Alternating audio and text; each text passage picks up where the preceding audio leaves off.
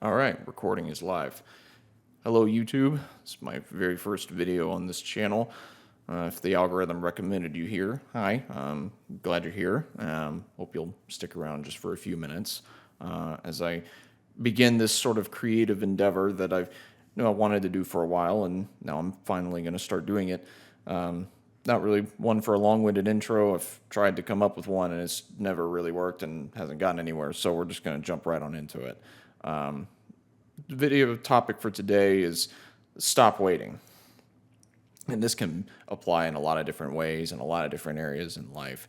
But it's generally the thought of waiting for that right moment, for the perfect opportunity or the ideal circumstance to do something, or just something along those sort of lines, right? And in the meantime, we spend our time doing things that really are just time wasters, that don't actually amount to anything good. And as a matter of fact, if you get caught up in them, they can serve as a detriment to your own life and get in the way of the things that you actually do want to do, or things that are actually productive. So like the biggest example is scrolling on your phone in this day and age. We are so addicted to just scrolling on social media, whether it's Instagram or YouTube or Facebook or TikTok or any of these other platforms. All of these platforms that have algorithms that are tailor built to keep you on the platform itself, to retain your attention by way of a steady drip of dopamine that you get from watching these short little 60-second, 45-second videos, this short form content, and it's just user engagement. For one's own life individually, it's that doesn't really do a whole lot. It can distract you. That's for sure. If you've ever been working on something at work, at the office or job site or wherever you're at, it doesn't matter how laser focused you are. The moment you get that notification on your phone and you go and you check it, and if you've got a spare minute where you're not actively working on something, or maybe you just take that little bit of a break, and next thing you know, you've spent 20 minutes scrolling on a social media app and you've completely lost your train of thought. It's gone, left the station without you, and trying to get it back now takes another 30 minutes to actually get back in the zone and refocus and do the work that you need to be doing or ought to be doing. And I'm hardly the first person ever to say any of this out loud either. This is just something that I myself have noticed and fallen into, not just over the years of growing up when I was in school or in college, but then going to work and in my years of career time.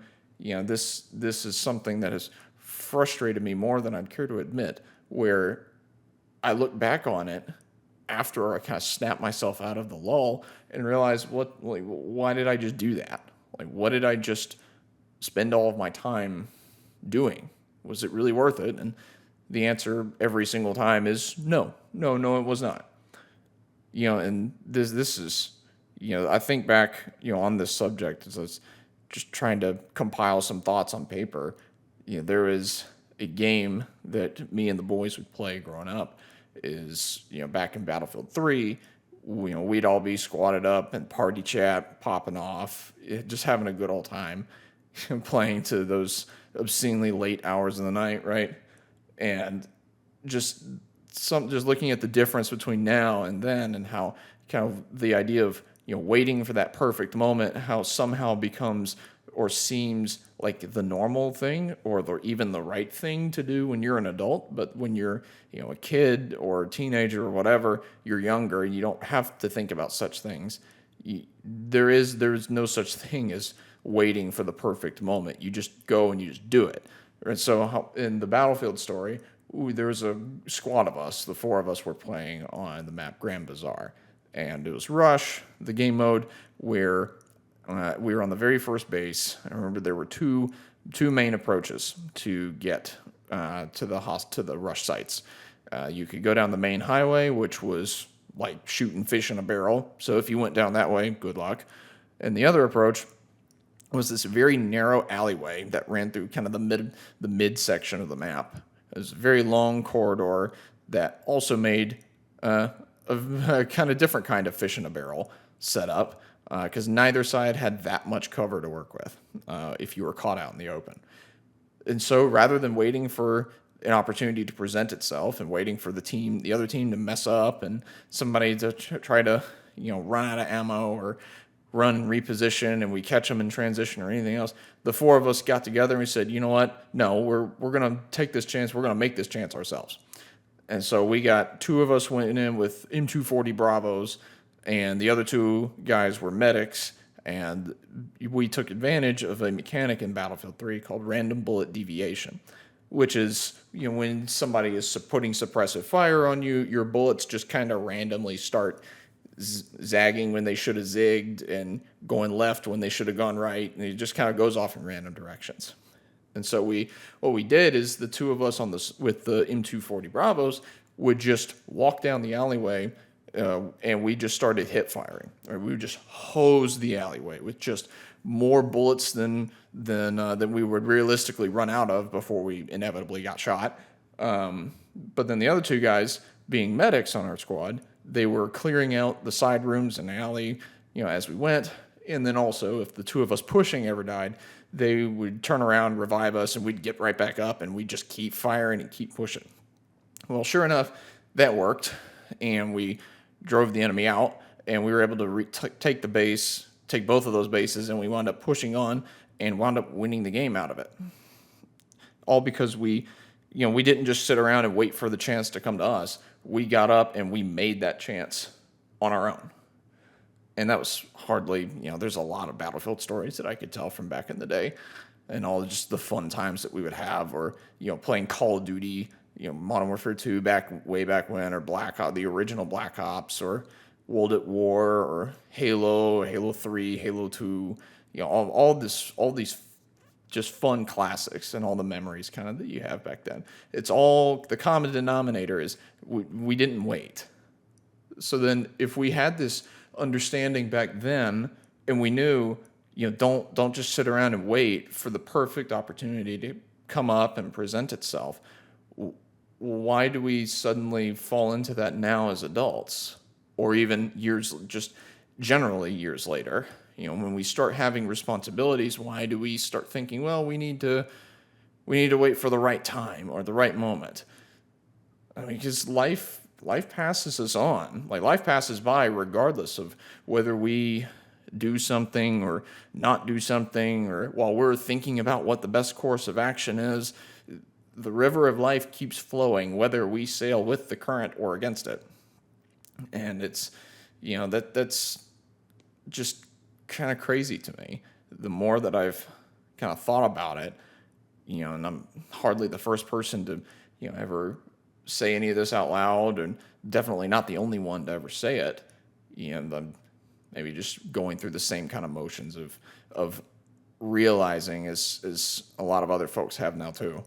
And I guess my point in just telling the story here is just stop waiting, right? Don't wait for that perfect moment or circumstance, because honestly, odds are those moments, they happen? Yes. Are they likely to happen? Not really.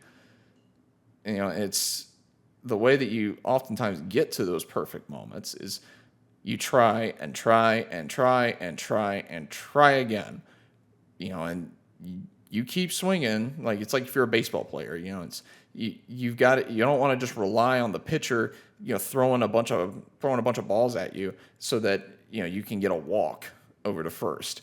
The point isn't for you to get a free walk to first. The point is for you to swing the bat and try to knock it out of the park, right? And so the thing applies just to life generally. In my case, kind of the story of gaming from Battlefield 3 and among plenty of others is kind of the first, most relatable point for me. But don't wait.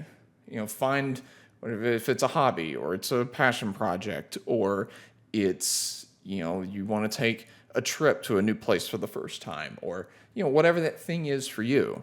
Just don't wait around for the perfect moment, because odds are the only thing that's going to accomplish is life is just going to pass you by. And for me, right now in this very moment, it's this YouTube channel. This is my stop waiting moment where I've done YouTube before years and years ago, and I've thought about coming back all this time, but never was really sure on how I wanted to do that. I had kind of maybe a general just drive is for like the sake of having the creative outlet, but never really knew like what kind of content I wanted to make, or how I would present it, or what would what would make me and not like any of these other creators. Many folks plenty more talented and good at this kind of thing than I am, but yet I knew I still wanted to. And now I'm finally kind of, after thinking on this and kind of having that thought of just stop waiting occur to me in recent history, just trying and just going to see how it goes. So if you made it this far in the video, thank you for hanging out. I appreciate it that you took the time just to listen. And I've got a few more video ideas kind of swimming around in my head that I'll be taking some time to kind of work on and just see what comes out of them. And so I hope you'll stick around for those two and just kind of see where this journey on YouTube goes. So thanks for watching, and I'll see you in the next one.